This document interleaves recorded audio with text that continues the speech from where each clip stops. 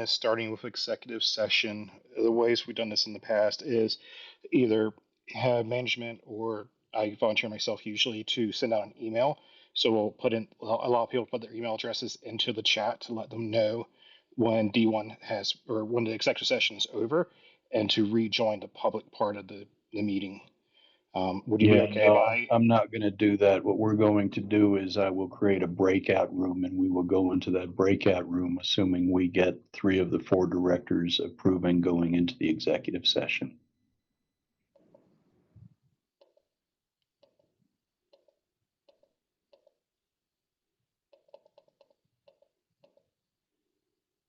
Director Toma, good evening to you. Looks like I'm just missing from district number 2, Mitch. Director Gonzalez, are you on with us? And I'm just not I'm here, Dave. Oh, there you are right there. I'm sorry. Yeah, there are so many tiles I have to look through. And then for district number 1, I have directors Manley and Baca. Let me see if I have Director Filius or Director Davis. Did anyone else have to like log in? Yeah, I did. I was explaining that a moment ago. We do that as an added layer of security. No. You came in afterwards, but it's an added layer of security because we've had a number of meetings recently have been hacked by people who join, and it's very, very unpleasant when they do that. The videos, the talking, the language, the rest of that is just a horrible, horrible experience for everybody. So this is an added layer to help prevent that from happening.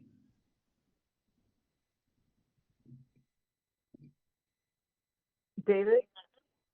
Yes. This is Christine Fillers. I've been Director unable Phillies. to. Thank you. I've been unable to get in normally, so I'm on my phone. Understood. And then do I mute by doing *6 again? That I believe that's how that would do it. Well, let's see. We'll try it out. Yeah. There you go. I'd say it worked, Director Filius. And do we have Director Davis?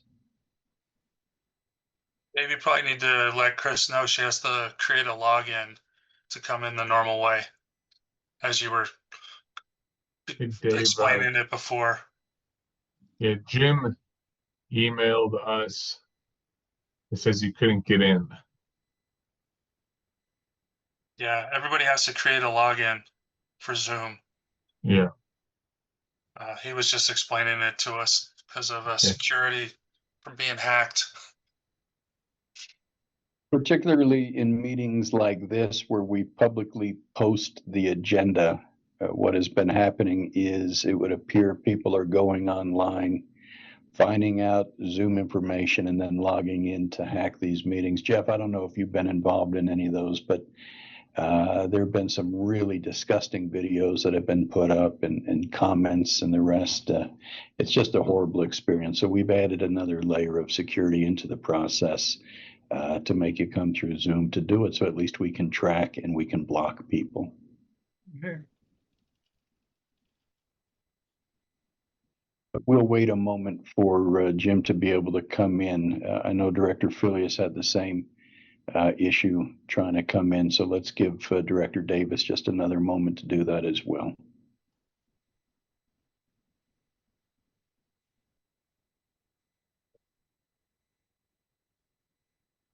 Hey, David, are the phone calls able to go into the breakout room?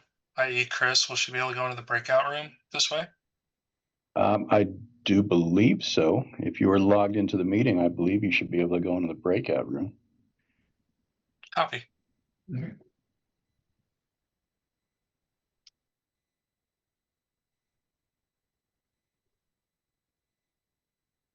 I'm here. Thank you. Okay, Director Davis. Then I have the full complement from District 1 and the full complement from District 2. Director Davis, as I was explaining to everybody on the meeting, due to security, we've started having people go through Zoom because we've had a number of meetings in the past get hacked by some really disgusting people who come on and play just horrible videos and horrible audio and such. And so rather than do that, we put an additional layer in to prevent that from happening, and then to be able to block people down the road if it seems to be a recurring problem. And with districts like this, where we publicly post the agenda, it seems to happen much more frequently. All right. So that's the reason, and I apologize for the inconvenience to you coming in this evening. Directors, I do have both boards on the phone. I do have counsel for both districts as well. And so with that in mind, we can go ahead and begin the meeting unless there's an objection to doing so. For district number 2, before I call to order, and what I'll do, you'll see I'll keep the agenda on the screen. For district number 2, there was an amendment made to the agenda when we get to you, and that district 2 change is something that Joan asked us to add, which is to discuss and authorize legal counsel to submit a referral comment letter to the town of Erie concerning the proposed traffic pattern and signalization requirements for Erie Highlands filing number 17. So when I get to you, I'm going to ask you for a motion to approve the agenda as amended. District number 1, I have no changes on the proposed agenda before you. Are there any changes you'd like to see made? If not, then I could entertain a motion from district number 1 to approve the agenda, please. I'll motion to approve it. Thank you. And a second, please. I'll second. Thank you. Are there any opposed? District number 2, may I have a motion to approve the agenda as amended? Oh, I'm sorry. Are there any additional changes you'd like to see made to the agenda, directors, in District 2? If not, then if I could get a motion to approve the agenda as amended, as I just explained to you, then please. So moved. I'll motion. I'll second. Thank you very much. Are there any opposed? And that brings us into legal matters for district number 1. Directors, I'm going to turn it over to Jeff to walk through some of this with you. And Jeff, I'll note for you that we have both Courtney and Tiffany on with us as well, in case you haven't had a chance to scroll through all the tiles. Great, thanks, Dave. So what we have on the agenda first tonight is an executive session to go over a few items regarding some legal advice for the D1 board. So those items are listed on the agenda regarding the recall election, some open record requests that have been made, board vacancy filings and potential claims against the district, and some items that have come up regarding some domain name registrations. If the board wants to go into executive session, and for the benefit of everybody that's on, is being held in public by statute. Some certain topics can be held not in a public forum, and one of those items includes receiving legal advice from an attorney for the district on legal questions, and those items are the ones that were listed on the agenda. So if that passes by 2/3 vote of the District 1 board, the D1 board would recuse from open session and go into a private session with the board and legal counsel and management to talk about these items, and then would return back into public session when the executive session is done. And then for the board's purposes, there's actually, yes, we have 2 other attorneys present tonight representing D1, Courtney Kramer and Tiffany, and Tiffany Toomey, excuse me. So there would also be joining the executive session as related to some of the items listed. So if anybody wants to make the motion, I would ask you just to read the entire agenda as written. So it's the motion to go into executive session. You just read the entire agenda item as the motion.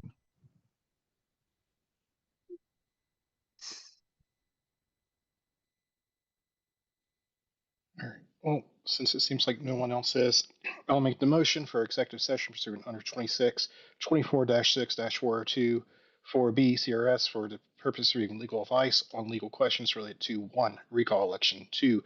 Colorado opens record request, 3. Board vacancies, filings, and potential claims against the district, and 4. Domain name registration. I have a motion from Director Manley. Is there a second, please?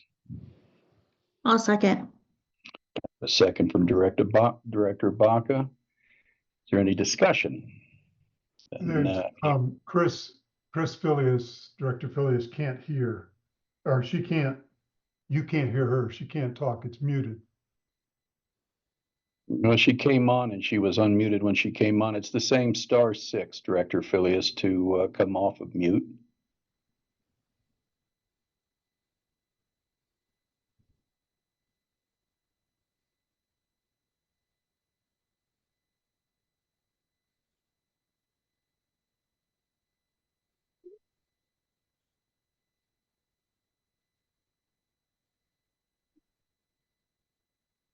Director Filius, are you able to come off of mute?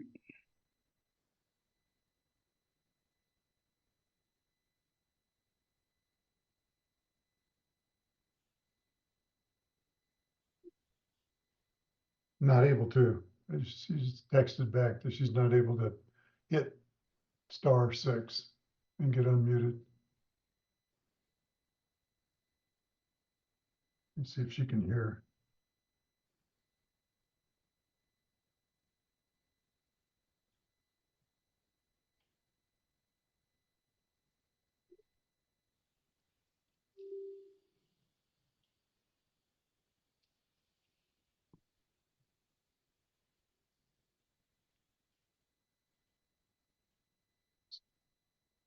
I don't know if it helps, but I'm up at the clubhouse. If she can't get access, she's welcome to come sit up here with me.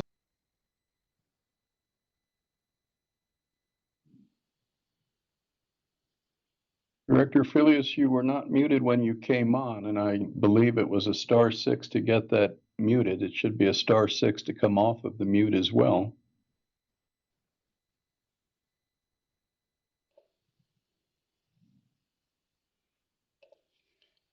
Not to be rude or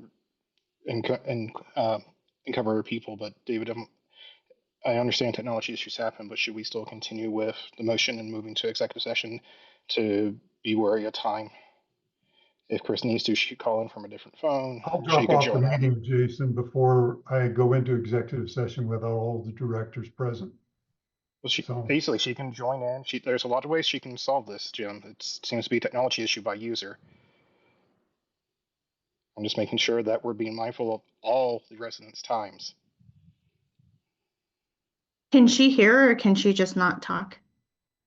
They haven't responded back.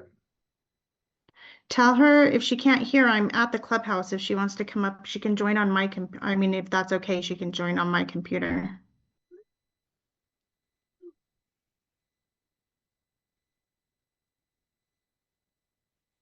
Director Filius, you can also, if it's not working, drop off, come back in again.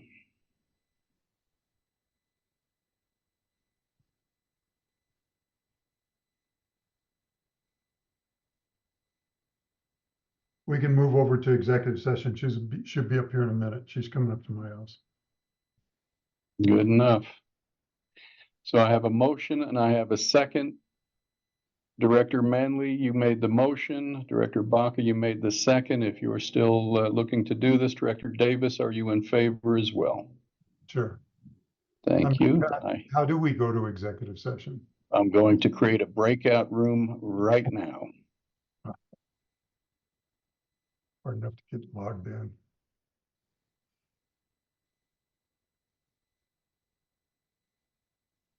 So David, just so everyone else, the residents that are on this call understand, you guys are going to jump into executive session, then we'll be back on here. So we're all waiting for you guys to end executive session. Is that correct? That is correct.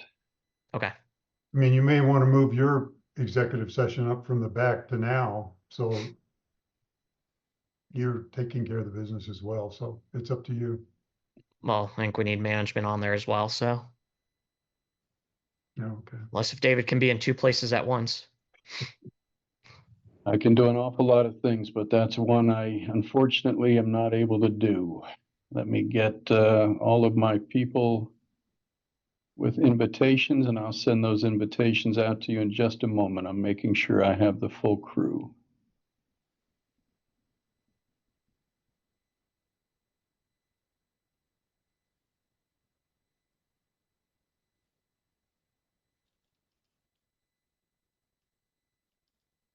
Okay. Director Manley, Director Davis. I have Director Baca. I have Tiffany. I have Jeff. I have Haley. I have Courtney and Director Filius. With that in mind, I will open the room and we'll be back to this meeting after that executive session ends. For everybody else, please sit patiently and we'll be back shortly. If the board continues to delay or further actions result in a loss of quorum that prevents consideration of my appointment, I will have no choice but to pursue appointment through the local government. Earlier today, I submitted a formal request asking that my appointment be considered at this meeting. That letter outlines my qualification and accomplishments from prior board service, which I summarized in my September 3rd public comments. The statute sets a minimum number of directors for important reasons to ensure the board community is well represented, to maintain quorum for meetings, and to provide an odd number of directors to avoid deadlocks. Since this vacancy occurred, all three of these challenges have occurred with the board. More concerning, critical statutory deadlines are approaching for budgets and mill levies. Based on current composition of the board and the continued inability of directors to find majority agreement, our district risks statutory noncompliance. I must also address Director Davis's opposition to my filling of this vacancy. Jim, over the past month, you have made repeated defamatory statements about my prior service in court filings and communications to the town of Erie and other agencies, and most recently in a letter to residents. These claims are baseless. I know this because I submitted a quorum request to the district asking for supporting evidence, and the district produced none. Your actions not only potentially are unlawful and costly, but they have also exposed the district to liability and distract the district from its real responsibilities. Most importantly, they have wasted valuable time that could have been spent pursuing needs of our community, including filling this vacancy. I submit that your time would have been better served this community in developing a plan to fill the vacancy, working on the district's budget, or any numerous other pressing needs of this community. Tonight, I ask this board to act responsibly and appoint me to complete the remainder of this term. I am ready to serve. I believe filling this vacancy now is in the best interest of our district and its residents. Thank you for your time and consideration.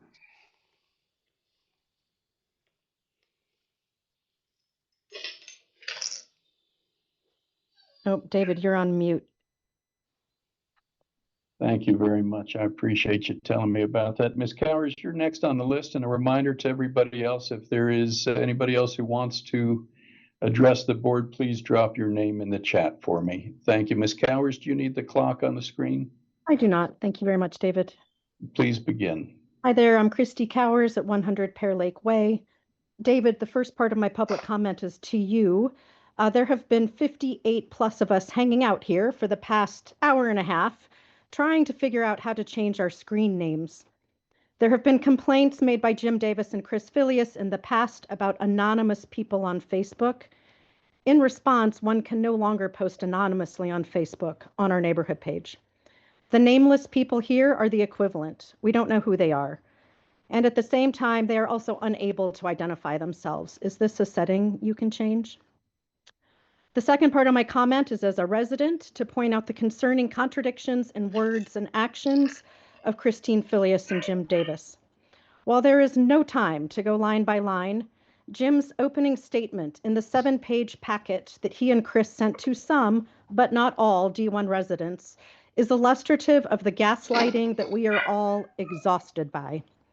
There, he asserts that he left the last meeting due to the cancer surgery he had that same day. There are many in this neighborhood who have gone through and are going through arduous cancer treatments. I am not diminishing that.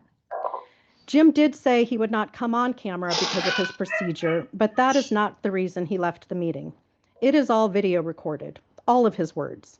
Not one was related to not feeling well. He then also proceeded to feel well enough to join Facebook discussions and hurl insults, primarily at women. Chris, by the way, also logged off at the same time. She made no mention of cancer treatments that day or any other reason that she might not be able to stay in the meeting. Jim and Chris stopped the gaslighting and manipulation. If you want us to take you and your position seriously, do not lie to us. Show us the evidence. More importantly, resign, because there is no repairing the immense loss of trust in you and your leadership. I yield any further time. Thank you, Ms. Cowers. Next name I have up is Sean O'Neill. Mr. O'Neill, would you like to have the clock on the screen for you, or are you good with limiting yourself to 3 minutes? Perfect. Then go ahead and begin at your convenience, please. Is it reasonable for us to understand how the voting went to not elect Josh to the board? This seems to me to be negligent on the board's behalf, and I, as a resident, am starting to get quite frustrated with this. There's some business that needs to get decided over the next few weeks, and all I see is people abstaining and blocking things. So can we be told the outcome of the vote? Individual votes? Mr. O'Neill, I'll stop the clock. I perhaps am not understanding the question. If your question is regarding discussions in executive session, no votes are taken in executive session. All votes would be before the public, if that's the question you're asking me. The question is, why is Josh not elected to the position? Then you may include that in part of your comments. I'll restart the clock at 2 minutes, 30 seconds. Could you explain to me, or so that I understand, why Josh has not been, his position not been accepted by the board? Mr. O'Neill, this is not a dialogue. Your public comments are 3 minutes and timed. Oh, so I can't ask questions. Okay. No, sir. Thanks. Okay. I see my friend Dennis. I see your hand has been raised, sir. If you would like to address the board, now would be your opportunity to do so. Sure. David, I want to start by, again, complimenting you on the way you ran the last meeting. That was not an easy thing. And I just want you to know I noticed these things. I'm not alone either. Everybody on Piney Creek Street or Piney Creek Lane talks about how well you manage these meetings. So you have a fan club, brother. Jeff, you were very, very generous with your time last meeting. And I know that our board had said to you, hey, you're very generous and we appreciate it. I just want you to know, as a resident, it's noticed on Piney Creek Lane. That's all. Thanks for the time. Thank you, sir. Those are the only people I had signed up through the chat or who'd raised a hand. If there's anybody else, please raise your hand or sign on the chat. Otherwise, we'll close public comments and continue on with the rest of the meeting. Going once, going twice, and we will close that off then. Thank you so much. Hey, Dave, I think somebody jumped in right there at the end. I don't see it. Oh, I see Annie Gray. Miss Gray, would you like to have the clock on the screen? No, that's okay. This is going to be just 1 second. I just wanted to say, I do have a lot of comments to say, but I just am holding on to it out of respect for time of everything. But I truly wish that Jim and Chris would respect all of our residents' time. If they had just gone to a special meeting, we would not all be sitting here paying for a D2 lawyer. So that is all. Thank you. Thank you very much. Seeing no additional comments, we will move into administrative matters. First item we have is for district number 1. You had in the packet the minutes of the September 3rd regular meeting. Is there a motion to approve those as presented, please? I make a motion. Thank you. And a second, please. I second. Thank you. Are there any opposed? District number 2, you also had the minutes, and I apologize. Those were only sent out to you today. Those were not included in the original package that was sent to you. If you've not had a chance to review those, I'm happy to defer this item, but if you've had a chance to review and are comfortable making the motion to approve those, I could hear that now, please. I'll motion. Thank you, Director Kaufman. Is there a second, please? I'll second. Thank you, Director Gonzalez. Are there any opposed? Directors, let's look at financial matters. For District Number 1, the claims are on the screen for you, and you have those in your packet as well. Is there a motion to ratify approval for the payment of claims from the end of July through the end of September, please? The only question I had before we approve any of those payments is going through the financials from last month. There's a number of repairs to landscaping, and I just want to know, there's some very large ticket items on there, but I didn't get any kind of breakdown as to what those items were. And so my question is who's getting the breakdown of what those repairs are and who's approving those repairs? Because some of those bills are extremely high.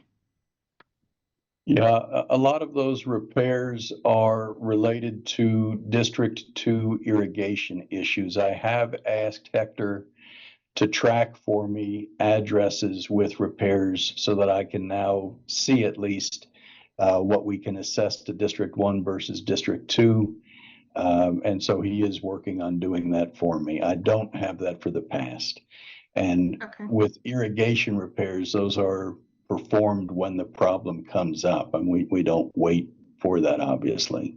Absolutely. I just wonder if there's a way for us to be able to approve some of those repairs before they're just paid out, just so we get an idea of it, because it's a lot of money.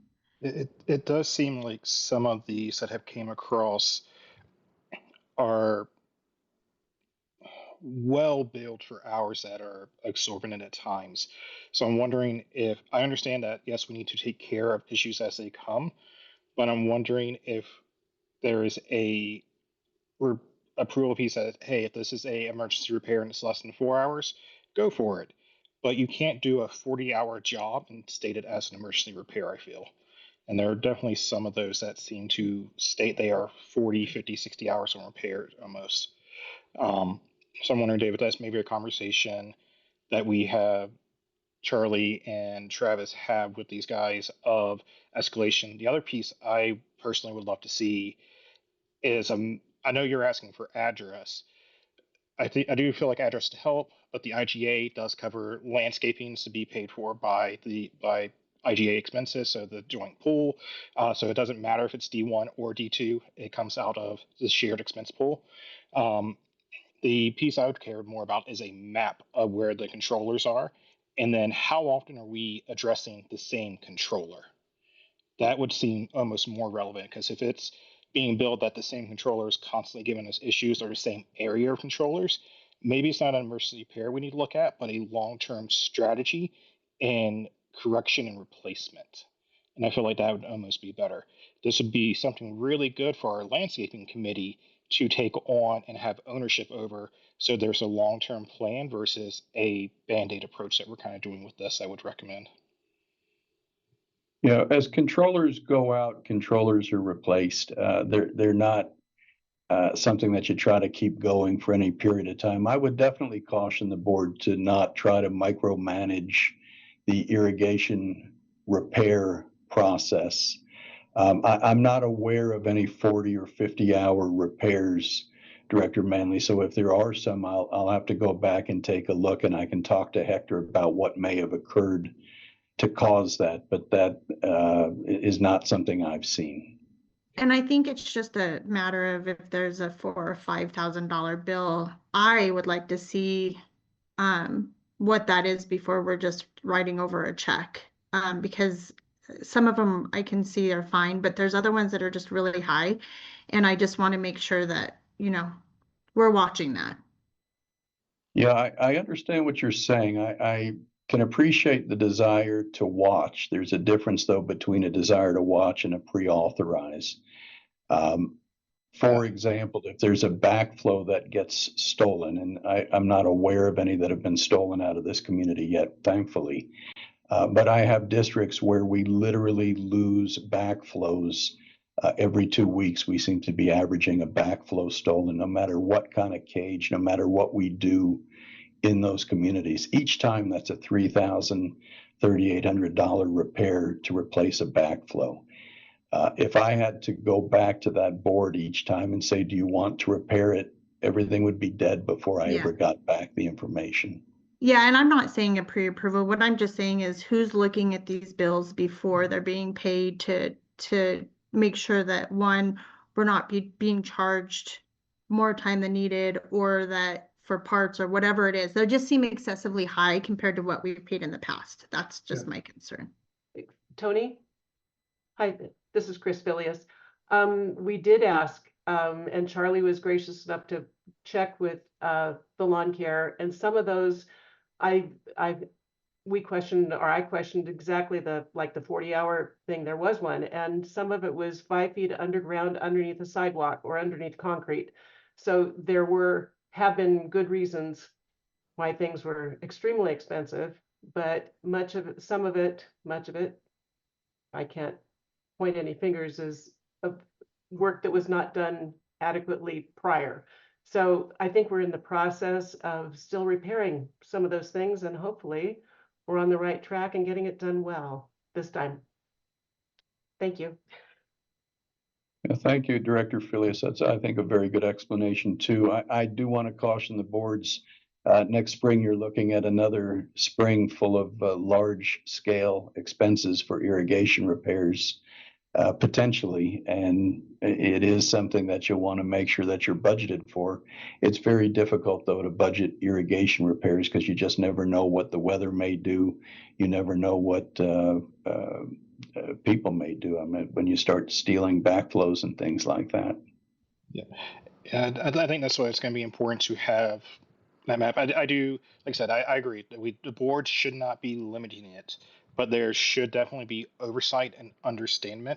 So, David, one piece I would like to send back to you, my friend, to take back is there's a bill from 624 for $5,571 from Neighborhood Lawn Care for repair.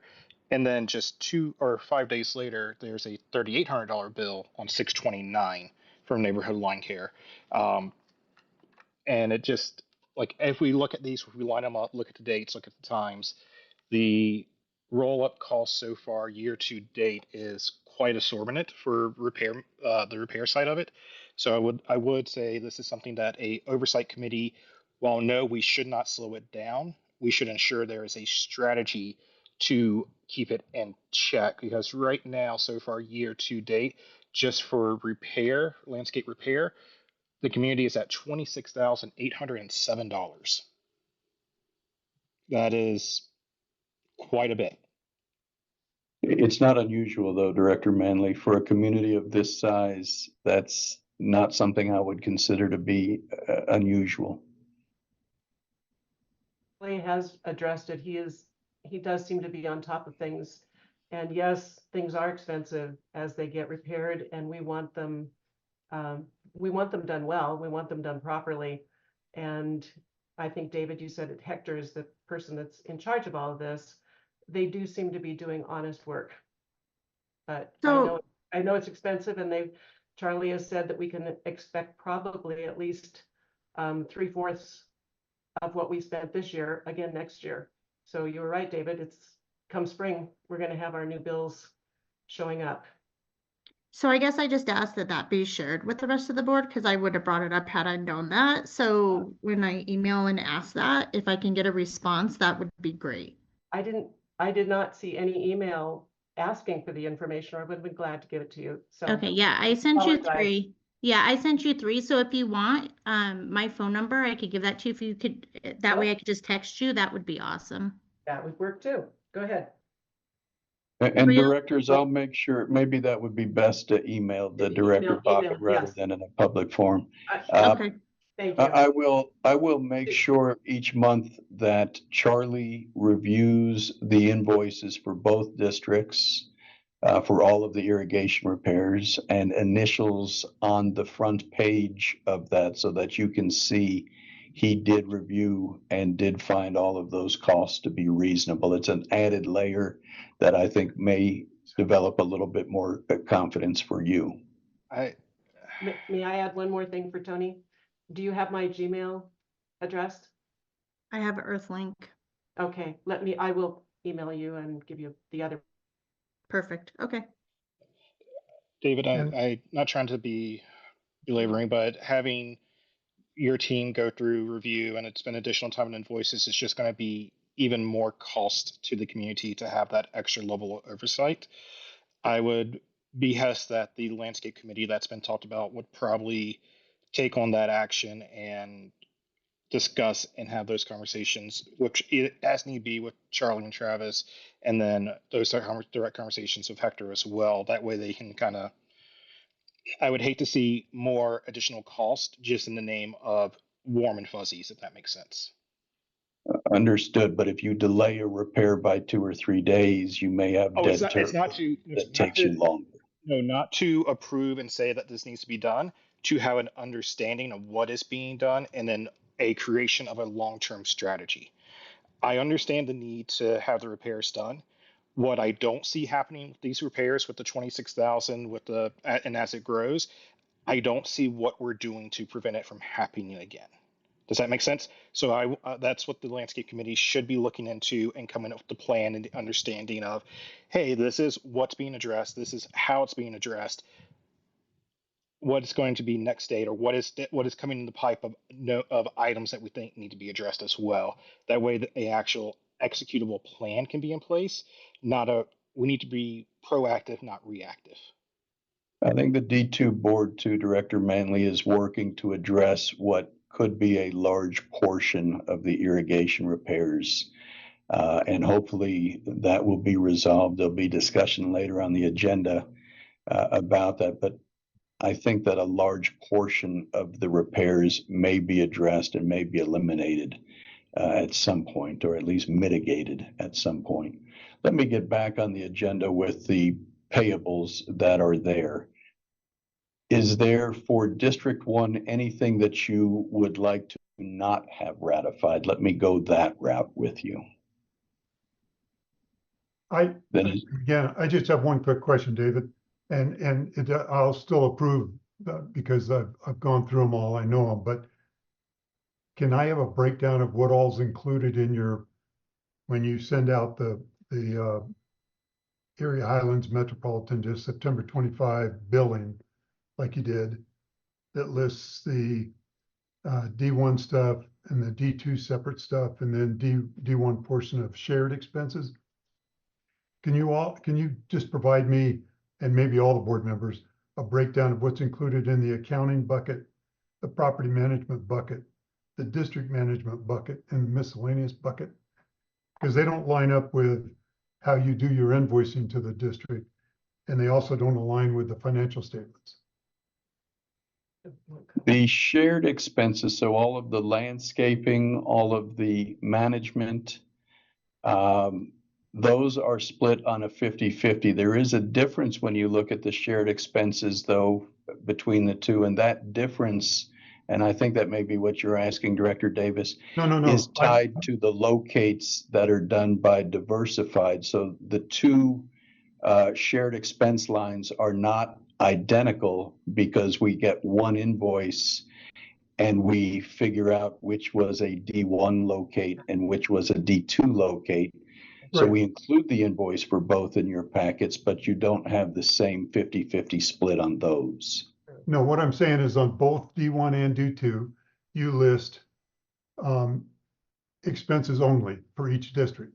And under those expenses, you have 4 buckets that agglomerate everything together: an accounting bucket, a property management bucket, a district management bucket, and a miscellaneous. But on your invoices, you do board meetings, management matters, record management, statutory compliance, election matters, financial matters, management budget matters, financial audit matters, fee tracking, collecting, field maintenance, covenant control, and website. I'm asking, give me the decoder key to understand how all of it, what you invoice gets broken down into those 4 buckets. It's the 4-digit code next to those, Jim. So if you look at it, if there's an overlap in the work, that's where we do the 50-50 split. So if there's something that is really for both districts, then it's a 50-50.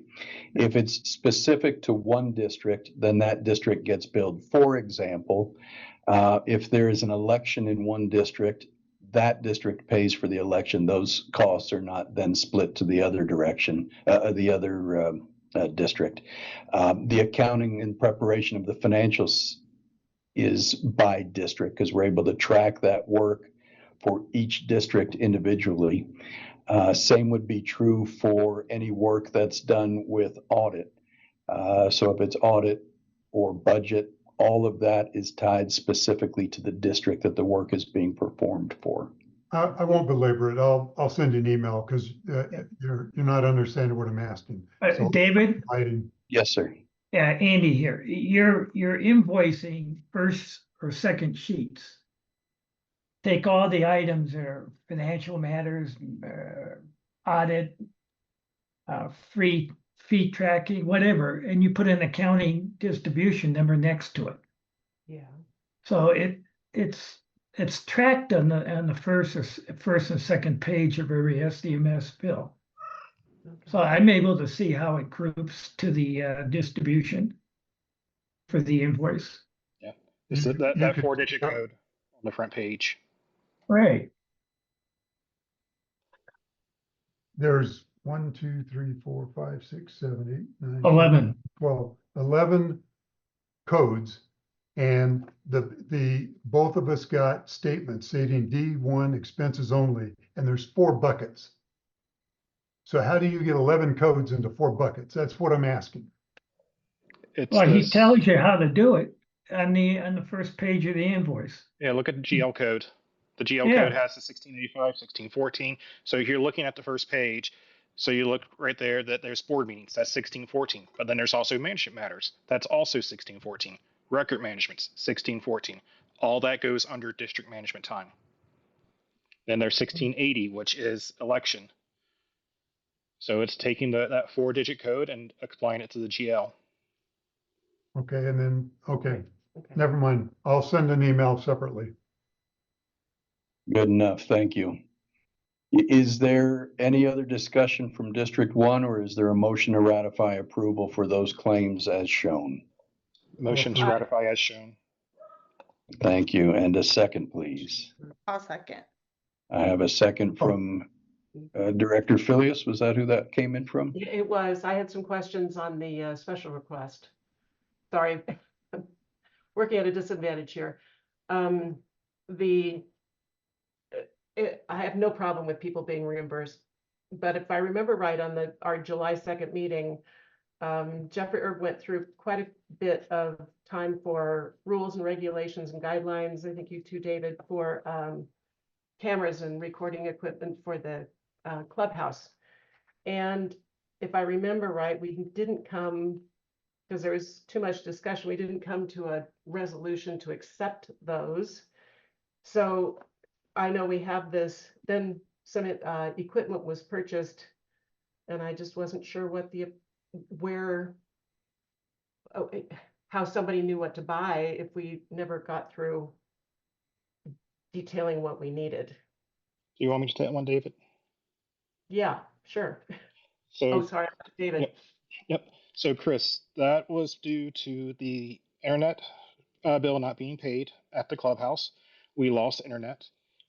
It's required by our contractors for a pool to be able to remotely access all the chemical systems.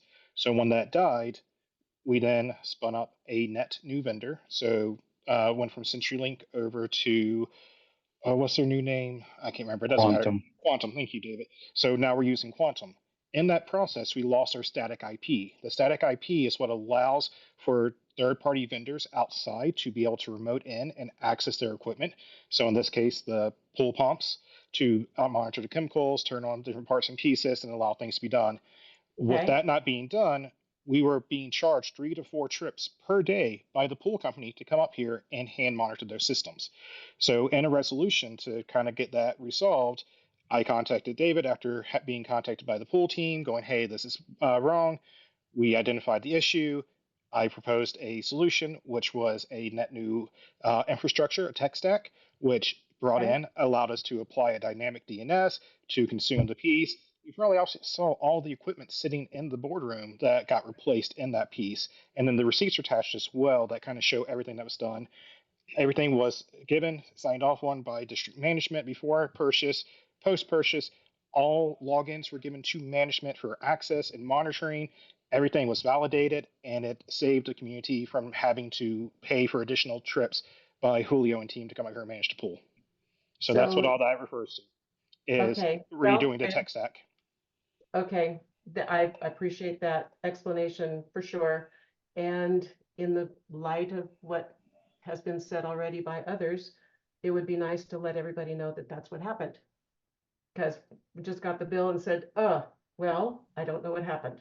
So thank you. And does this have to do with any of the remote access that campus we have?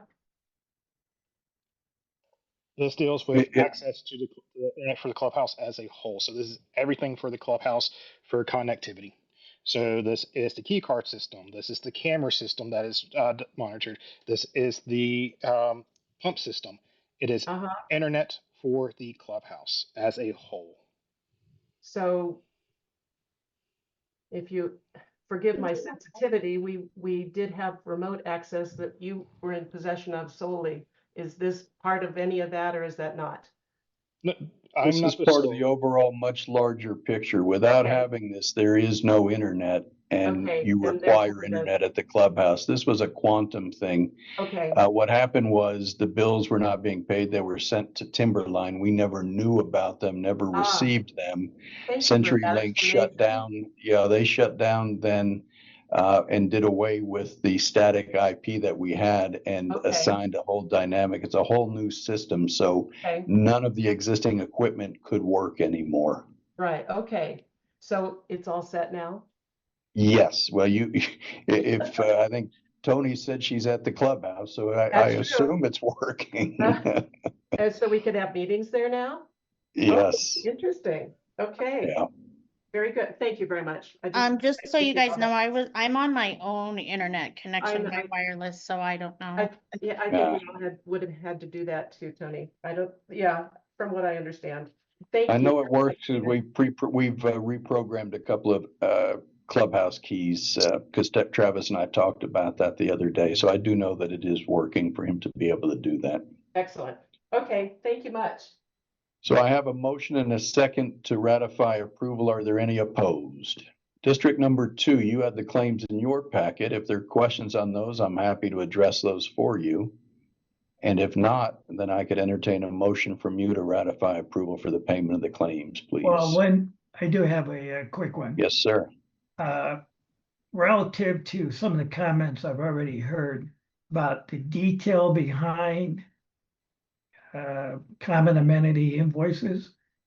From a D2 perspective, we see an amount, 30,000, but we don't necessarily see any of those invoices. Can we at least see those? They're all approved by D1. I'm not challenging D1's ability to approve, but it'd be nice to see our 30,000, what is behind it. You certainly can, Director Matthews, and I've asked Tim in my office to be emailing you every month the board of D2 all invoices for you to review. So you should have seen that at least this month. Right, we did. And so I can get you prior months if you would like. I didn't realize he was not doing that for D2, but I think that that's an important visual that you need to be able to have. Right, we did see September, so I just wanted to make sure that's an ongoing event. It absolutely is. I was very firm with Tim when I spoke to him. Right. And the second comment is these are actually payables, not expenses, or not payments. They become payment after Mitch and I approve the D2 or Jim and Chris approved the D1 common. So sometimes we hear this referred to as the payments. It's actually the payables that will work. Am I making sense? Or you are. These are the claims or the payables that are presented to the district, and these are for claims that were paid last month, which is why we ratify approval of those at the next meeting. So the claims that came in that will be uploaded to bill.com this month will be ratified at that meeting in November.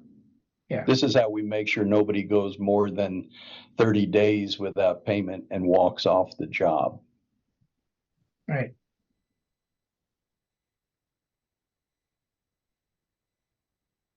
Right. So you're looking Additional for a questions? motion? Well, if there are any other questions for D2, I'd be happy to address them, but otherwise, Director Matches, were you making a motion? Yes, to approve them. And is there a second then from D2, please? I'll second. Thank you very much. Are there any opposed? Directors for District number 1, I'm going to put the financials on the screen for you. These were also in your packet. You'll notice through the end of August. As you recall, we have that timing. There's obviously no way on October 1st we could have September financials done for you. So through the end of August in the operating fund, you had $511,353. In the debt service fund, you had $710,209 as the ending balance. In the balance sheet for District number 1, really the things to pay attention to on here, otherwise it stays pretty steady for you, but you have a due from District number 2. So these are expenses that were paid through District 1 that District 1 will be receiving a transfer from District 2 for. So everything gets trued up. And the way we make sure it gets trued up is each month we track, and you'll see on the balance sheet what that balance is. It will fluctuate, it will go up, and it will go down. Once the payment is made, it will start again at a low number, and it may stay that way for a while. We're still working on how best to keep this due from at a reasonable level, at a lower level. But that's what you see there. Daisy. And then property taxes receivable. There's still a tail that through the end of August had not yet been received, some slow payers. No reason to believe that they won't be received, though, by the end of the year. And then the only other thing really to show you is your outstanding bonds. And so that's what shows up under the long-term debt portion. And then there's a small piece of AP that had not yet been paid. So that's the balance sheet for D1. I'm happy to address questions on either cash position or balance sheet before I go into the income statement. Let's go into the income statement then. I'm going to make this a little bit larger. I'm sorry that there's so much detail on here. Let me try to expand that just a little bit more. Hopefully that's readable to you. Through the end of August, again, we are sitting at 105% of what your budgeted revenue had been. I mentioned just that small tail for the property tax had not been received. Interest income is far above what you had budgeted. I don't budget interest income with any sincerity, so this means nothing at all, I would think. And then you'll see we have now added a clubhouse rental line on here. So you'll see for the period and the year to date what you had budgeted. This is something that I think it was Director Davis had brought to my attention last month. And I worked with Caitlin to get this correct, or maybe it was Director Matches, or maybe both of you actually had the same concern. So we are getting that now shown with better granularity for you in the income statement. On the expenditure side, we are far beyond what you had budgeted for district management, far beyond what you had budgeted for legal, for accounting. I think we know why, and I don't think it needs to be belabored. On the O&M side, we are below what you had budgeted. On the clubhouse operations, we're coming to the end of the year, but overall, we're certainly below where you'd expect to be. And then for pool operations, the pool is now closed, and so I would anticipate there may be a few more expenses coming through in September for the operations. Then we'll have a couple of repair and maintenance items that will come in through the end of the year for the pool, but none of that related to the operations. That's all related to the maintenance. So we don't have any hot tub maintenance, and the pool itself is closed, so there should be no more expenses coming in here. Just some bills that have not yet been paid will be added to that. So And quick David, do you question, know David. when? Oh, go ahead. I was gonna say, David, if you can scroll back up just a little bit. I know it's a small amount, but next page up. Yeah, the clubhouse rental. I Yes. appreciate you adding that. But from the records going through Sal's Cleaner and their cleaning bills, they've charged us for 16 rentals. So that should be 1,600, not 1,500. And I'm just wondering if, I know that they're cleaning for after, we take $100 cleaning deposit, but yet we get charged anywhere between 100, 125, 150. It just varies of what they're charging us for cleaning. And are you taking that out of the $100 that we get for rental, or where's that 16th rental at, and then where are the If I had hoped to add something to the agenda to ask about, Tim confirmed that we are charging $100 as a cleaning fee whenever the clubhouse is rented. But most of the time, the cleaning fee for people renting it runs to 150 to 125. So I think I was going to ask the boards if they were willing to raise our cleaning deposit to 150. And if they don't spend that, they could be refunded to the people who rent it. But at the moment, we're losing. It's not a ton of money, but we are losing money that way. So that would be a good topic to bring up during the budget hearing when we set the fees for 2026. I would suggest that the board look at perhaps changing the fee resolution to read actual cleaning fees for the cleaning. We can take the deposit, and we can also have an agreement with Sal's as to what the amount would typically be. But if it goes beyond that, then we would take that out of the security deposit that they've placed. That's one way to do it. Yeah. And that would be during the budget hearing. We should talk about that. Yes, ma'am. Next month, I think, is when we would bring that up. Great, thank you. and do these numbers change month to month? I mean, and the reason I'm asking this is because there's 5 different places where under G&A miscellaneous, the July year-to-date actual was 6,175.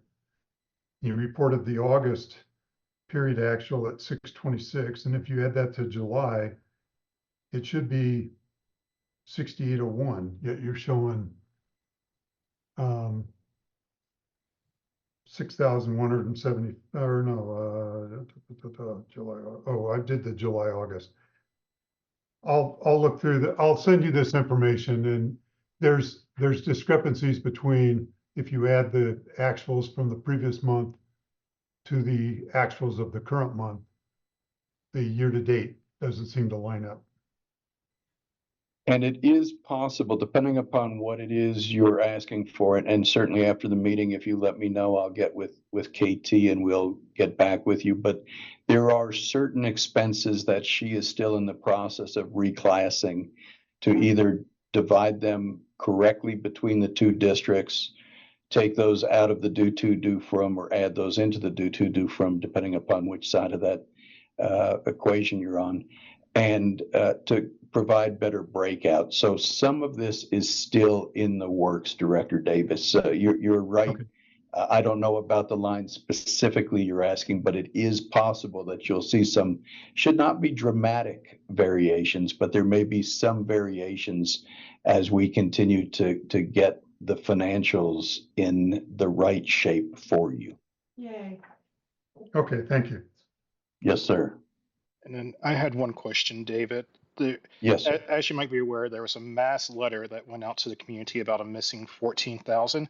Looking at the financials year to date of 2025 and understanding that we have a clean opinion from our auditor, I'm just wondering, is there anything that you see or anything that you notice that would say that the district is missing $14,000?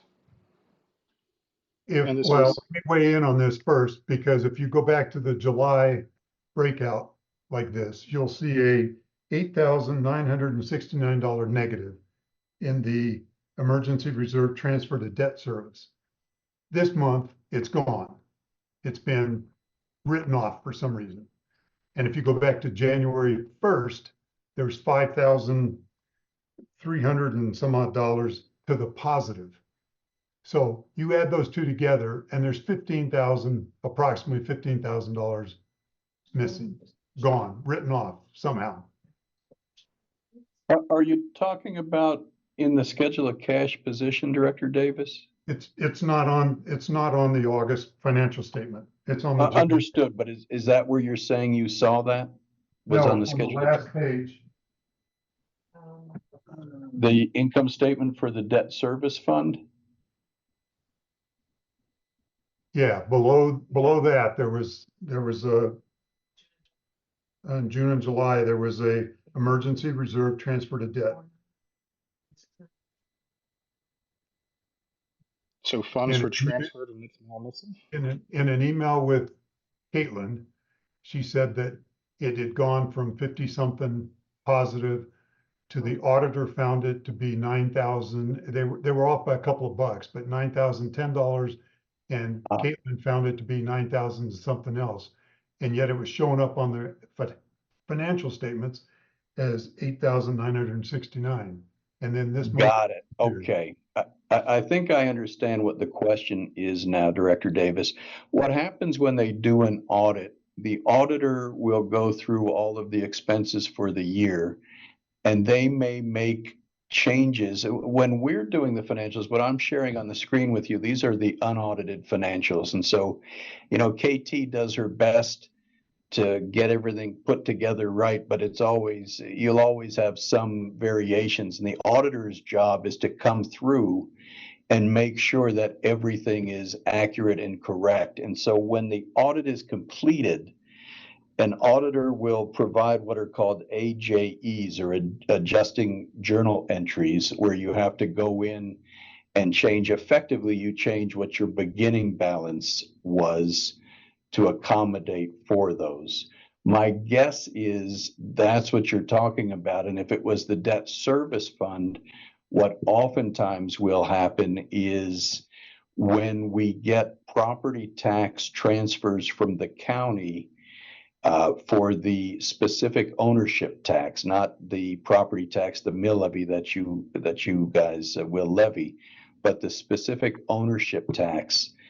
Sometimes those SO taxes are not split in proportion to the amount that they should be for general fund versus debt service fund. I don't know. I'm just positing that as a possibility. But since you're saying debt service fund, there are usually very few changes that are made via AJE, other than the one I've seen, which has to do with the SO taxes. I can follow up with KT though and find out. I can see what the AJEs are, and I can try to explain to you better if there are additional questions on it beyond what she told you. Yeah, I'll send you over the July one and the August one, and you can see the whole section is gone. And she says in her, perfect. I think you were copied on it, is that one that's all multicolored when we were sending stuff back and forth, where she said she was going to do a journal entry or something and just wipe it out. The auditor had nothing to do with it. It just disappeared off the financial statements. The timing then may be just coincidental with the audit, because the audit was done, finalized in July. So normally if there's something like that, it's tied to an AJE from the auditor, but I'll certainly be happy to look into that, Director Davis. Thank you. Yes, sir. But to that point, nothing's missing, nothing nefarious is going on. Everything is above board, and no calls for concerns by residents? Not that I would be aware of, sir.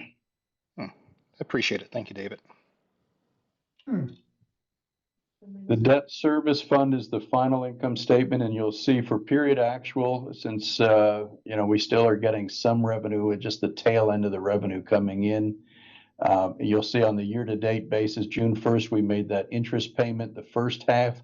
December 1st, we'll make that same amount plus the $250,000 principal payment, and that won't happen until December 1st. That's when your payments are scheduled, June 1 and December 1. Those are the financials for District 1, and I've addressed a couple of questions. Are there any additionals? If not, then I could entertain a motion to accept those as presented, please. Motion to accept as presented. Thank you. In a second, please. I will second. Thank you. Are there any opposed? Directors in D2, let me bring yours up on the screen for you. Schedule a cash position through the end of August. I can't see. It's getting too late for me to have eyes that can read the small numbers. Here we go. It's 300, just under 300, just over 309,000 in operating, just over $1,924,000 in the debt service fund. In the special revenue fund or the carriage homes fund, it's 6,518 was your cash position funds. Looking at the balance sheet, again, same general information, but here you're looking at a due to District 1. I mentioned to District 1 the due from. Here's your due to as your offset here, same exact amount. You also had accounts receivable. This is what we had billed and not yet collected. Some of that includes the carriage homes fees that are paid at the closing, since Oakwood is not paying those until the closing. So that's, I think, a large part of what that receivable sitting there is from. And then you still had some property taxes receivable that I would anticipate we'll collect by the end of the year. And just like I explained to District number 2, your debt information is shown here on your balance sheet. For the income statement, just like District number 1, you're sitting pretty heavy on your total revenues, a little over what you had budgeted. Really, that comes from interest income, and that's fine. I just don't care about interest income. It's nice when it comes in, but it doesn't usually come in. On the expenditure side for your G&A, you're over, and that, again, accounting, management, legal is why you're over. On your O&M side, you're looking pretty healthy, having spent only 37%. Clubhouse operations and your pool operations. On the pool operations, your budgeting was a little bit different from District 1, and that's why you're seeing a different percentage of budget in total. However, as I said to District 1, you're already with a closed pool shortly after that. So I don't anticipate we're going to get too many more expenses coming in. And with that said, you should be in pretty good shape ending the year and within budget would be my expectation for you. And on the debt service fund, same general layout. We have paid just the one payment so far this year, that the bond interest payment. We'll pay the second one December 1st along with $155,000. And in the carriage homes income statement, you'll see that during the course of the month of August, we did not receive any revenues. Here's the total amount we've received on the year. And on the expenditures for the month of August, just under 17,000, total just over 76,000 for the carriage homes. David? Questions? Yes, sir. This may be, something doesn't make sense. You're on the carriage fund house statement. Snow removal, 36,000 or 35,000. But yet on the operating schedule, snow removal, 0. Is it possible that one area of the subdivision has snow, but the other part doesn't? That's not as likely as KT didn't do a split for that, and that could be because we were not receiving separate billing. So this may take a little forensic work to figure out. Yeah, I looked at the Brightview bills. They all say carriage house. Yes, though I don't put a lot of faith in the Brightview bills, and I will also tell the board that Brightview submitted a number of invoices that I told them the district will not pay until they can provide me better information on the location that the services were provided in. That was 2 months ago. About 3 weeks ago, I got an email back from them saying, sorry, we haven't gotten back to you. We'll get back to you shortly. And I've still not received anything. So there are more outstanding Brightview snow removal invoices. I don't know that you're ever going to pay them because I don't think they can give me the information we need in order to pay them. Yeah, according to Brightview bills, there were 6 snow days.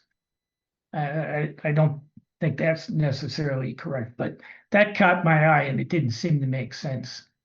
No, you're right. Let me get with KT on that, Director Matchis.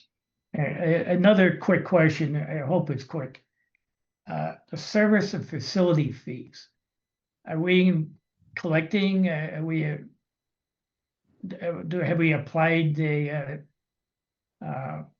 any bad debts to it? How's that coming? Because we should be through 1 complete quarter of invoicing and payments, and you should be invoicing the 4th quarter now. We do not write off any debt, so there's not an allowance for bad debt. If I'm understanding the question correctly, that what you're looking at for that would appear up here in the balance sheet with accounts receivable. Still, that would be part of that 14,000, but nothing ever gets written off. Okay, but we seem to be on track for collections. Director Kaufman sent me an email about this today too. We will be sending out our next round of letters for those who have not paid the first week in November to remind them that payment is due. So we do follow up, but we try to do so economically feasibly as well.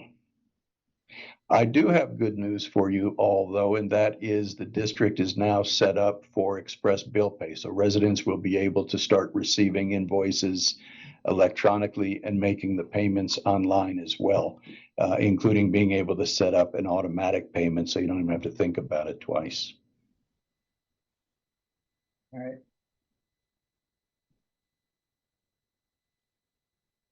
Did you have additional questions, Director Matchis? Well, yeah, I went and looked at CSafe as a month-end balance, and for the month we collected a little bit over 18,000 in revenues. Redemptions or expenses were 76,000. Collected about $1,500 of interest. So your other sheet you showed 442,000 in cash. It's now down to about 386,000. And we have sufficient funds, I would believe, at the bond agents. We should be okay for our December interest and bond payments. You will be just fine for that. You have an ending fund balance of just over $1.9 million as of the end of August. And you'll have roughly $460,000 in payment due December 1st. So your balance is well sufficient for that, sir. Good, thank you. Yes, sir. Additional questions, District 2 directors? And if not, I could take a motion to accept those financial statements then, please. I'll make the motion. Thank you, sir. And a second, please. I'll second. Thank you, sir. Any opposed? Directors, I'm going to come back to the agenda. Our next item is to receive an update from the budget committees, and both districts have budget committees. I'm happy to hear updates. I do want to give you the overview on the budget, though, the process. For both budget committees, I think I've explained to both that we need to have your budget into our office by the 8th, if at all possible. We can give a day or two beyond that, but Caitlin will then put that into the proper format. There's additional information we have to provide when we prepare a draft budget, and that draft budget has to be submitted to all of the directors by the 15th under statute. So what you put together, you're going to provide us with the numbers to populate the budget. There'll be additional columns we add. For example, what we expect to have for each of the line items expended through the end of the year. And I always take a worst case scenario on that. What we expect for revenues, and I always play very conservatively with that. What our year-to-date numbers have been. All of this is part of what's required to be included when we send it out to the boards for review. And that's why I ask you to have that to us by the 8th. Directors Matchis and Kaufman and Davis and Phileas, do you have additional updates for both districts on the budget process, please? I might have a different viewpoint. I read a previous email from you, David, in which I interpreted that SDMS would do the budget, and that our input would be like to challenge and challenge certain items or say where we think the amounts should be different. I didn't necessarily think that we were going to prepare it for you. You know what I'm saying? I think I do, and I guess the confusion is I thought that the boards were wanting to prepare the budgets, and it's something that I'm not a huge fan of boards preparing budgets because of this formatting thing and everything else that we have to present. Right. So I think my response to you perhaps was please give us the information you want us to use, and we'll put that in. Otherwise, we'll just prepare the budgets based on what our expectations are for the end of the year and what we would anticipate for next year. And then you as boards during the budget hearing in November will have a chance to review that and make revisions to that. When we send it out, though, prior to that, the reason we send it out October 15th, not only by statute is it required, but I ask you as directors to look at that and see where there may be adjustments you'd like to see made. Right. And if at all possible, if you let me know of those adjustments prior to November, we can always make additional changes, additional revisions, and send out updated versions of that draft going into that November meeting. There's nothing set in stone with that October 15th version, and anything we can do to try to have as finalized a version as possible going into the budget hearing, the more efficient your use of time during that hearing will be. And we are able to, if my memory serves right, on prior years, even if we set those budgets, we're still able to make amendments to those budgets even afterwards. So we don't need to get too into the weeds on everything because we can still make changes after those dates. Am I correct? You are correct. Anytime a district spends more than it budgets, it has to have budget amendments. And both of these districts, I believe, will have budget amendments that you'll have to approve at that November hearing as well.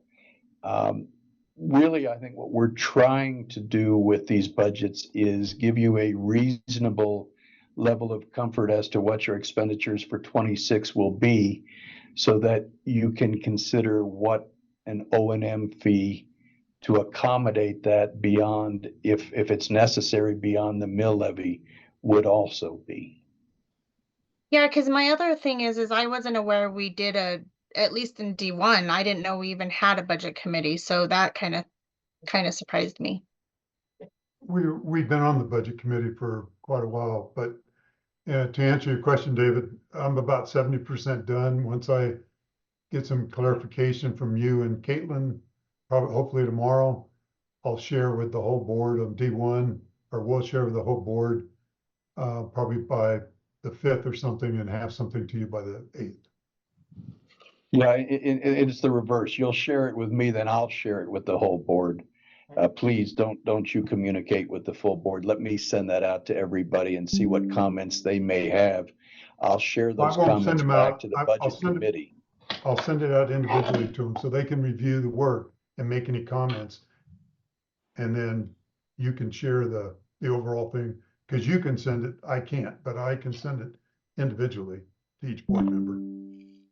So I'm confused because I thought the budget is done by the management company, and then it's presented to us, and then any questions or concerns that we have then go back to the SDMS to make or rectify any of that.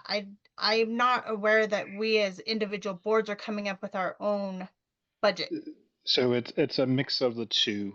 The thought process as we took over from D4 was that the boards would be in control of building their own fates. So that's why the budgeting process started off originally to kind of look into that, kind of get a deeper dive, have those understandings, knowing where money was being spent, where money is going. But the formal presentation, the actual alignment of the buckets, things like that, would be on the management piece. It shouldn't be a silo of management does it and then we accept it. It also shouldn't be a silo that we create it and management accepts it. It has to be a joint effort between D1, D2, management to basically build the picture for what the future looks like for this community. So the 2025 budget amendment should be worked out and displayed. The 2026 budget with the fee settings should be set in rate to percent by November. And then hopefully the other piece is using the data that's coming in to not just paint 2026, but 2027, 2028, and 2029. That would be what the budget committee's obligations are and pieces like that. It's what I've been trying to pull and kind of put that data out there for teams to see. But yes, it's not one or the other. It should be a kumbaya effort. This is what we fought hard to do, and originally had myself and Sam working with D4 to do the budget piece, and when we got completely shut out as part of that to start the separation process. But yeah, we can't rely as directors and residents of this community. We can't rely on management to know everything that we want, everything that we need. But at the same time, we are only human, we are only volunteers, and we are only as smart as we are. So we need management to help guide and give its skill set to where we are lacking. Perfect. David, there's one aspect of an email you sent out previously in August, or maybe it was September. This is the AV email, Director Matches. It's probably the 5.5% limit on what would it basically be the revenue line for general fund. Yeah, your 5.25% limit is a statute. It's a new limit that they put in during the special session last year, but it's a limitation on the revenue that you can bring in. The only way to get out from under that is to have an election coming out from under. It's similar to Tabor, honestly. You're not covered by Tabor because at the time the development was beginning, the board at that time voted to come out from underneath the requirements of Tabor. But subsequent to that and tonight, the legislature last year passed that 5.25% annual restriction on your revenue growth. For District 2, you do have the ability to have new construction not be included within that limitation. So you do have a new construction amount that will come on with the full mill levy. You are going to have to throttle down the mill levy a little bit in order to have that revenue cap at the 5.25. So is that an estimate that we can rely on you to provide? I've given you the estimate that I can provide you based on the preliminary AV. What I would ask when the boards have the budget hearing is that you will approve the budgets based upon a revenue projection, and you then allow me to adjust the mill levy or up or down when the final AV comes in case there's any variation, to make sure that I'm meeting your revenue limitation and what you had approved for the budget. All right, so for the time being, for budgeting D2, we would go with the amount that you had in your letter email. Yes, sir. Okay. Yes, sir. That's based on the preliminary AV and the calculation I did off of that for you. All right. All right, thank you. I know it's a frustrating process. Unfortunately, it is the statutory requirement, though. Yeah. And David, just to be clear, there is no budget committee. There's nothing official. There's just a couple folks from each district working on not trying to understand all the numbers. That's all it really is. There's no official committees. In fact, the Fair enough. committees that we have don't have anybody appointed to them. Fair enough, Director Kaufman. I think I that's just a want to make fair that clear for statement. everybody that's listening, because there is no official budget committee. There's just folks working on it.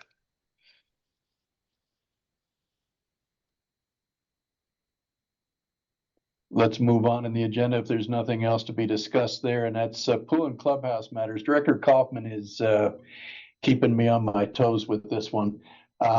Directors, for pool repair projects, Charlie and I are working on gathering different proposals for different work that has to be done. You'll find this winter we're going to have to do, it's effectively comparable to a crack seal you would do in asphalt, but it's for your pool deck to make sure that we don't get additional water running underneath the deck. That would be this year. Next year, you're going to have to do a full new surface. I mean, it's possible you could do the full surface before next spring, but you can get by for another year without doing that. Going beyond that, though, we're being told by the contractor would not be a good move for you. So we are working on gathering a variety. There's a masonry proposal we're going to have for you. We'll have all of this for you to review at that November meeting, as will we have the proposals for the 2026 pool services. We are gathering proposals for the certified pool operator. We're gathering proposals from the Y for the lifeguard. We're also gathering proposals to pay for a monitor and the daily visits then by the CPO, the certified pool operator, to test chemicals during the course of the day, because you won't have the lifeguards able to do that since there won't be lifeguards on site. And so to give you just a number for a pool monitor would be a little disingenuous if I'm going to then sneak in some chemical testing and the rest afterwards. I want to give you one good number that you can use when you figure out whether you want lifeguards or monitors when you have that November meeting. David, I'll send you over a quote from a pool monitor company that includes the the chemical monitoring. Excellent. Thank you, Director Davis. Yeah, we've gotten 4 proposals from different monitors, but I don't believe any of those had the testing. So that would be very helpful to take a look at. Thank you. Okay. Director's operation matters we have under district number 2. Any covenant control matters you want to discuss, please let me know. Let's look at district number 1 for consideration of appointment of a new resident to the landscape committee. Actually be for both district 1 and district 2, as Director Kaufman correctly pointed out to me. If you as a joint boards have somebody you'd like to appoint as a resident to either the landscape committee or the pool committee, now would be an opportunity to let me know of that, please. I believe there was someone that volunteered for landscape committee last visit or meeting. Does anyone recall her name? Can't we post that to the website as well and just ask for whoever wants to volunteer for either of these committees to step forward and The post problem- D1 and D2? The problem with that is because we had to end our last meeting quickly, now we're another month out from that. So there were people who went on and showed interest on both of those. And so I'm going to propose that we move forward because we're just keep pushing these back and it's just causing more time. And there's enough interest in there. So there was somebody who actually just today had asked the question about if we had done that yet. So I know there's interest on both districts for that. Let me quickly, if I may, Director Baca, if there are those who are on the call tonight who would like to be considered for that, can you hit the raise your hand at the bottom of your screen? And if there are some that raise their hands, perhaps that will jog your memory if that was who you were talking about. I see Aaron Young. One member for the landscaping committee was Janelle Cole. I don't know if she's online. She was expressing interest on that. And she's D2, Keith? Well, this I would be a believe she resides in D2. yeah, and But so that this isn't the member going to at be large changes. doesn't matter if they're Yep. D1 or D2. Got it. Yeah, this Okay, is so we just just one. need one. It's in theory, it's supposed to be 2 board members from D1, 2 board members from D2, and a resident at large. Okay. That's how we all originally agreed to these committees. Now, that doesn't mean it has to be that way. Like if D1 wants to do 1 board member and 1 D1 resident, or D2 wants to do that, or we just want to make it 5 residents. I mean, that's something we would all have to vote on, both boards, and then, but the original intent was 2, 2, and a 1 at large. Directors, if you'll indulge me, Aaron Young, would you tell me which of those committees you were interested in being appointed to, please? And just come off of mute and let me know.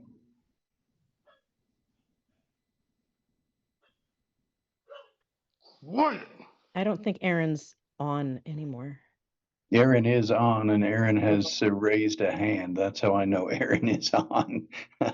Aaron, you're on mute though, so maybe a *6 or hit the unmute so we know. Or gosh, I'll even open the chat for you if that's easy enough, just to let me know which committee. Okay, I just came off mute. There Apologies. you go. Thank you.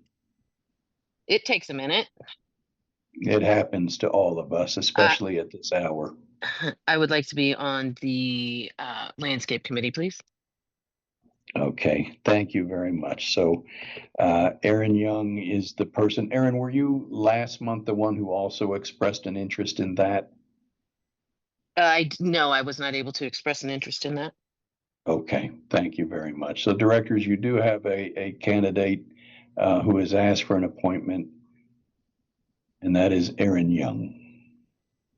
And there was another woman that was on there, Keith. I think that she had made a comment, and maybe she's pull committee. Maybe I'm getting them confused, but I'm open if the rest of the boards are open. I'm open to having, if there's 2 residents, I'm fine with that. I think that that's great to get them involved. But I know that there's another person. I just don't want to leave her out in case she's not on this call, because she has commented several times that she's interested. And so if we could do both of them, that would be phenomenal. Director Baca, why don't I take Director Davis's direction on this one and post a notice on the website so we can find out, and this way nobody gets upset that perhaps they were not considered and they had also been interested and expressed that. I know you'd like to be able to fill that this evening, but I'd rather do it well than do it expediently. Yeah, that's fine with me. I just, had we been able to continue our meeting last time, we could have already been handling this. So that's just my frustration. One other name for a pool committee that expressed interest was Chloe Hansen. Yeah, I'm going to put something on the website. If anybody on this call would like to be able to express an interest, please, you'll find a notice on that tomorrow for that purpose. And directors, if you have somebody who's interested, please ask them to email me just a quick note to say that they're interested, and I'll make sure that I share that with all of you going into the next meeting. That sounds good. Directors, can you do a all constituent email along with not just putting it on the website, but an email? Yes, of course. Yes, of course. When I mention website, and that would be the same for the vacancy appointment to Director Kaufman, I envision that being something Travis sends out both ways. Now, we don't have everybody's email, so we pick up by putting it on the website too. But absolutely, as Dennis will remind me, the more communication, the better. Directors, next item on the agenda, boy, you can just about see the end of it here, is approval for District Number 1, the neighborhood lawn care for snow and 2026 landscape services. Since we were not able to get to this last month, I just need a motion and a second to have neighborhood lawn care contracted for 2025, 26 snow removal and 26 landscape maintenance, please. David, I have yes, Director. question on the if you look at, I guess it's page 44 or his agreement or the page before the acceptance. It says Erie Highlands Metro District number 4. And then it says as agent for Erie Highlands Metro District number 4. Yeah, I thought we caught all of those where he had 4. I'm looking in what I have in the board packet. Yeah. And I don't see it showing 4 yet. Go down to before the acceptance page. It's at the bottom of the page. Okay. So You gotta come up. Second line, so. Well, we'll have it corrected. That's fine. I mean, obviously it's not, and this contract doesn't matter. We don't use this contract. It just becomes an exhibit to the actual contract. Because Joan's going to write, or Jeff will write the actual contract to make sure that the terms the district agrees to are in compliance with statutory terms. And obviously this is for all of District 1 and 2 except Carriage Homes. I see. Here's where you're talking about. Yep. Well, it's also in big red letters too. Yep. There's multiples in there. But one question I have for you, David, regarding this is it's a 12-month contract. So what about the months where we're not receiving services for its pieces? So like there's no need for snow removal. There's no need for landscaping. Are we still paying the $5,916 per month? Yep. You are. What it is let me address that in two different answers. Snow removal is purely time and material, so that doesn't matter. It starts now and it goes through Mother's Day. Really is the snow season. I normally tell the contractors when I start seeing the weather warm up around the end of March, middle of April, somewhere in there, when we get good weather forecasted, and then there's all of a sudden a quick storm come through, I'll often tell them, don't worry about doing snow removal. It'll melt in 2 days anyway. So I try to stay on top of that and keep your snow removal costs lower. The second part of your question, though, is the 12-month contract for landscape. What it is really not a 12-month contract for landscape. It's a 12-month agreement for payments for landscape. You could turn around and do it in 8 months instead. The amount's going to remain the same. So if you were to say, we'd rather do this as an 8-month contract, it's still $70,000. That's a fixed cost. And that's based upon what they anticipate their costs for the full summer maintenance, plus trash removal, whatever else they're doing, the spring cleanup, the fall cleanup, all of that. So it's in some months in the summer, they'll actually do $8,000-9,000 worth of work. And then you get into September and October, and it may be $6,000 or $4,000 or $3,000. They average it out. What they do is they just do the $70,000 proposal, and then they split it as 12 months. But you could pay it in fewer months if you want to. It's just the way that, and this is in every district I work, they do the same way. I have a question. Excuse me, were you finished, Jason? Sorry. One piece I did have, one other piece. I do notice it mentions 3 native mowings. I'm assuming that's beauty band mowing. No, the native mowing would be for your native areas. So along the trails, you have native back there. I'm trying to remember the map of where else we have native, but these are actual native grass areas. And those are typically only done 3 times a year because you need to let them go to seed before you can mow, or else you end up not having the regenerative grasses, and then you leave bald spots that the noxious weeds go into. Okay. Just because I know there's been a lot of discussion about that, do you have any notice or any reconciliation that comes when they actually do that mowing? And when it's when it's completed, like, do we get that notification? Just because it is during the contract, just be nice to know when that's happening, just as a reference point. I'm not sure if they communicate that with you or they have it in a jot note somewhere. Doesn't need to be done now or anything along those lines. Just it seems to be something that gets asked a lot by the residents. So it'd be nice to just kind of have what that schedule is and what it should like. Yeah, what they're- there's really not a fixed schedule for it, Director Manley, because it tends to be weather dependent. If you have a very wet spring, you may end up doing 2 native mows in the spring, or if you have a very dry spring but a very wet fall, you may have 2 mows during that time. So we might know a week in advance when they're going to come out, but I can't tell you much more beyond that.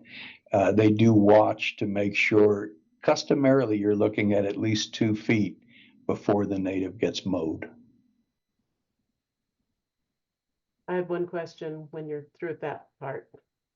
Did that address your question first, Director Manley? It does, yes, sir. Director Philius, you also have a question then, please. Yeah, just my little thing. I know I understand that you said that this schedule of what they do for us is more of a placeholder in this contract, and the more important stuff is out there, but this also does not have the dog waste stations on it. I just want to be sure that that gets included on our permanent thing. Yes. We're dealing Yeah, with it. that's the second time, and you're absolutely right. I know, I'm sorry. No. I appreciate you bringing that up, because you caught that the first time, and it was a mistake on their part, since they'd already emailed that into Charlie. And then I see what you're saying. It's not included this time either, when you look at the services. So we'll make sure that Hector includes that in there. He should be having that here. Right. Yeah, well, I'll make sure that I just took a note about that. And then I'm seeing That is trigger included. is at 2 inches. Who is executing trigger? Is that your team, David, that calls to execute trigger?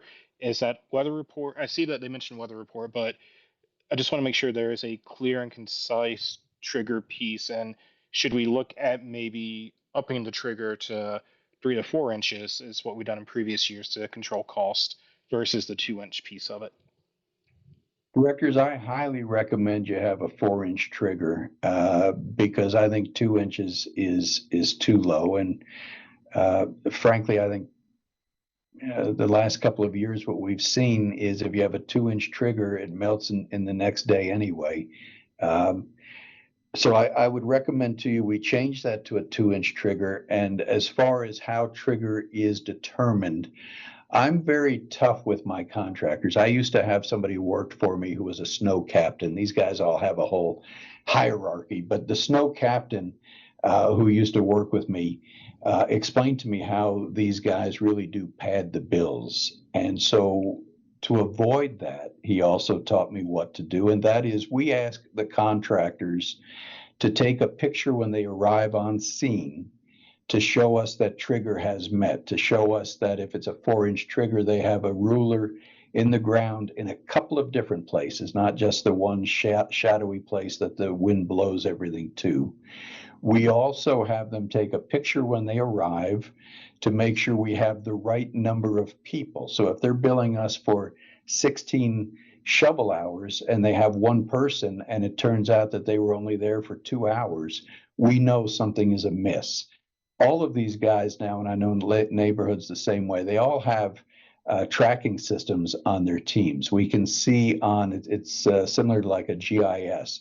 We know how long they're on the scene. So by having a picture when they arrive, we know how many people were there and what equipment they had. And then we have them do the same when they finish. And the reason for that is sometimes in the past, and neighborhood is not this way. I do know firms that are this way. I would never recommend them to you, but you'll have firms that will pull crew off mid-job and take them to another job. Meanwhile, you're still getting charged as if you had 8 people working for the 2 hours, when in fact you were down to 6 people because they pulled 2 off to go work another job. So we have all of that photographed and sent to us with the invoice before we agree to present the invoice to you for payment. The only concern that I have, can you guys hear me? Because it just said it was not muted. Yes. Okay, so the only concern that I have is kids and bus stops, because I live on Pear Lake Way, and although my kid no longer goes to the bus stop, I know that it has been in the past a disaster And we've had several parents and children falling. And so my only concern with raising that up is that area of where the bus stop comes, and then of course the kids being able to walk home on the sidewalks. I want to make sure they're safe.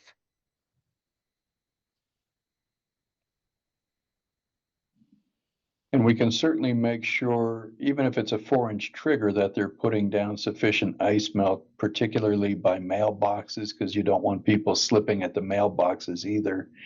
And you don't want the mailman slipping at the post carrier slipping at the mailbox either. You want to make sure we keep those as ice free as possible. Yeah, we've just had issues in the past where I know at least our bus stop, there's times when parents, we had our own shovels out there, and Erin can attest to this. She lives next to me and she walked with us to the bus stop. We would take our own shovels and we would joke because we'd clean those for those kids. So that's the only thing, is I want to make sure that our kiddos aren't walking and falling on ice, because some of them walk by themselves and parents aren't there, and then we have an injured child with no parent. Directors, we can always set it at 4 inches. If that does not appear to work, we can always change it very quickly. All I have to do is let them know we've changed it to 2 inches, and they'll do it at 2 inches instead. If you want to give it a try, and also if there's an area that they're not getting particularly well, let me know about that quickly, and I can make sure that they're paying special attention to that area too. And it's that drainage, David, too. It just runs on the sidewalk. There's really nothing we can do. It builds ice, and that's what happens when cold weather connects with ice and water. Unfortunately, that is true. The only other piece I would bring up too as a potential cost saving move is the parking lot itself for the clubhouse. It's a nice to have, not a need to have. So I'm wondering if we focus it primarily on the sidewalks and then only add on the clubhouse if it is a large storm, and let that be at the, like, with oversight by SDMS and requests from the boards to say, oh crap, this was a terrible one, let's get the parking lot cleared out, versus let's save the cost and not worry about the parking lot. It's a good thought, but what you're not seeing is the way these guys operate when they do the snow. They create a route, and they do based on what's expected.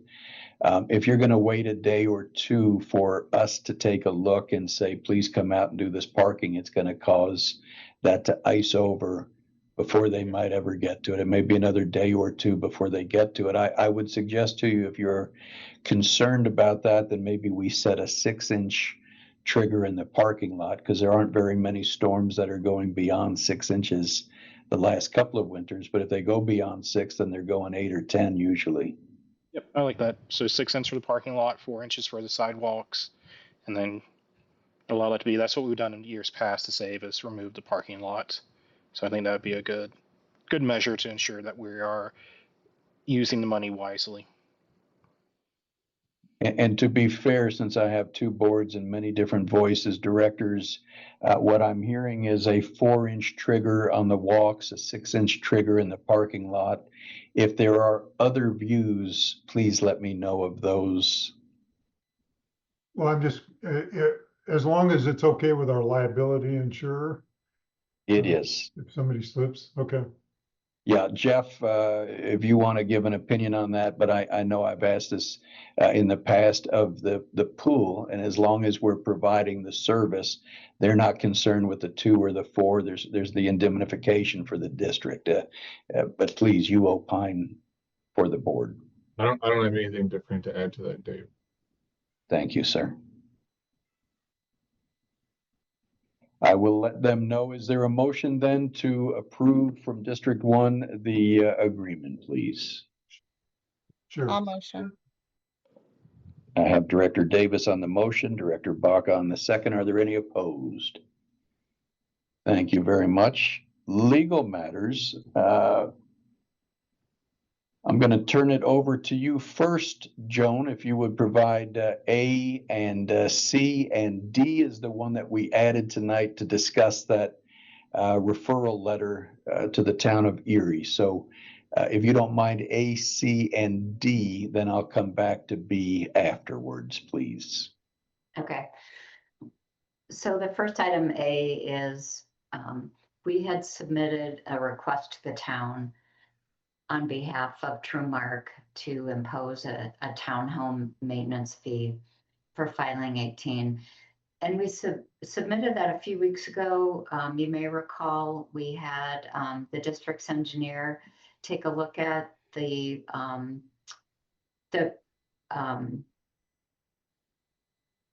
engineer's capital maintenance plan, and to make sure that the fee being imposed would cover maintenance as well as a capital fund, particularly for concrete repairs.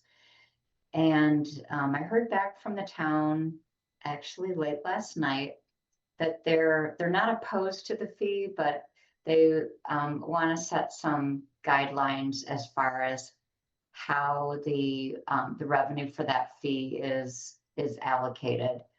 But they weren't specific enough for me to come back to the board with their response. So it looks like they will approve a fee with some conditions. So that's the update on that. And then under number C, acceptance of public infrastructure and landscaping tracks. So these are the tracks that are in Erie Highlands 2 that are excluding the carriage house driveway tracks. So it's in filing 14, it's tracks A, B, C, D, and F. And filing 15, it's tract A. And filing 16, which is the carriage house tract, it's the boundary tracks, X, D, D, and N, and MM. So getting those tracks accepted has been a process. We did receive the bill of sale and the warranty deed from Oakwood again yesterday afternoon. And I have not gotten confirmation from the district's engineer, IDES, that all of the punch list items have been completed. So I would like to table that agenda item until the next board meeting. And that way I will have a chance to review the warranty deed as well as the bill of sale, and that those items can be included in the board packet.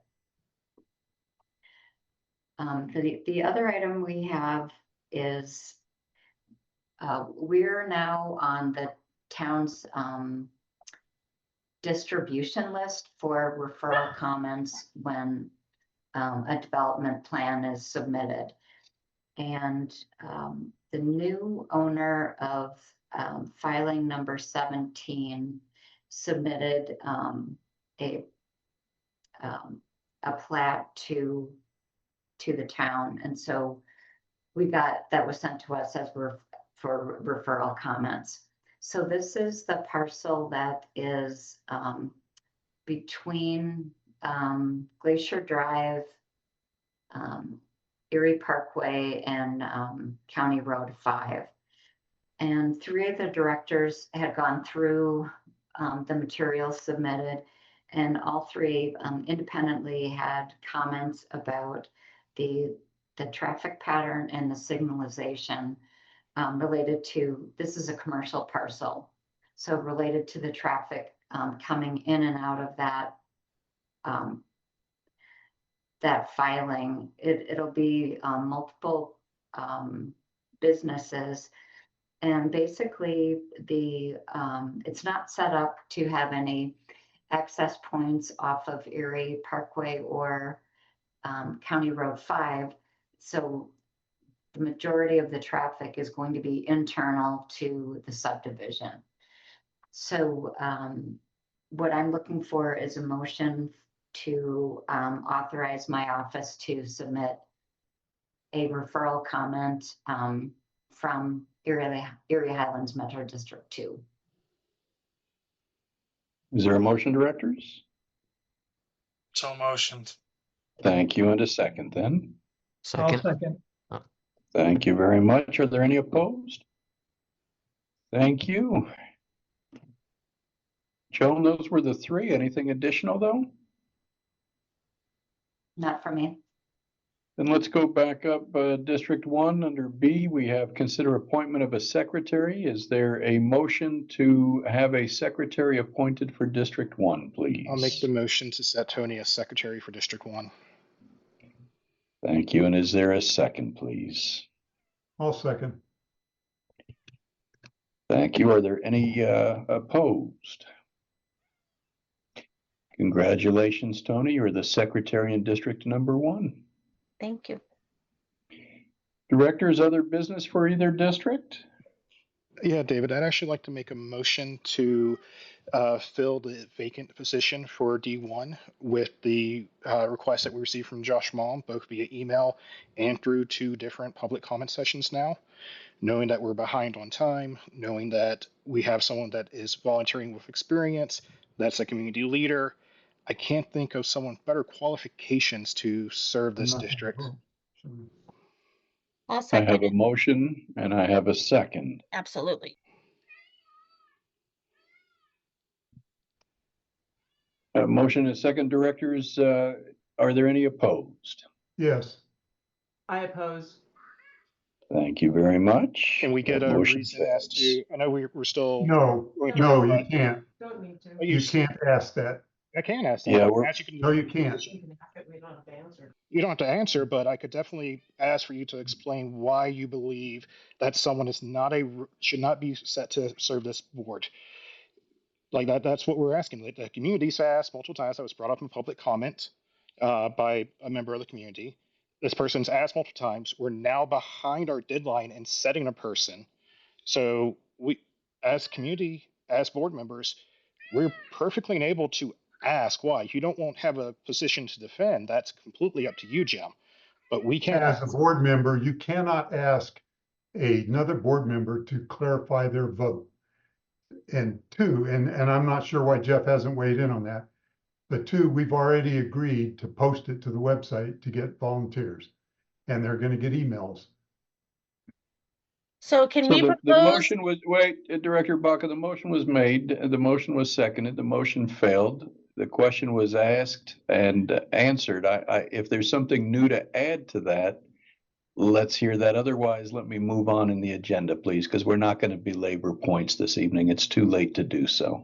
Perfect. I just want to put a filler out there saying that if this position is not filled 2 weeks, if we don't have people who are interested in the next 2 weeks, can we please appoint Josh? Because this needs to be filled.